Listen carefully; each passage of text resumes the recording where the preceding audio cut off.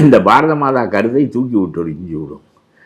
தமிழ் தாய் வழியாக நாம் எல்லாரும் அவரவர் தாய் அவரவருடைய மொழி தான். இந்த ஆகாத வேலைகள் இதை முதல்ல ஒழிக்க வேண்டும் என்று நாம் நினைப்பதற்கு இல்லாத கருத்துக்களை எல்லாம் கொண்டு வருவதும் பிராமணத்துவத்தை எத்தனை தடவை விரட்டி அடித்தாலும் மறுபடியும் திரும்ப வந்து உட்கார்ந்து விழுகிறேன்.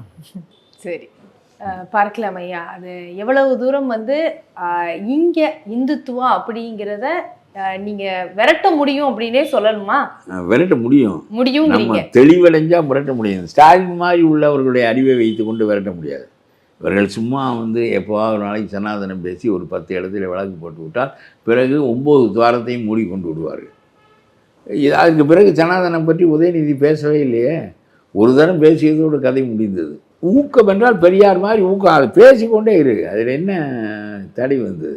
நீ ஒரு உண்மையை பேசுகிறாய் என்றால் அந்த உண்மையை விடாமல் பேசு. உன் கருத்து தான் எனக்கும். இந்த பிராமணத்துவம் நம்முடைய தலையில் ஏறி உட்காரக்கூடாது.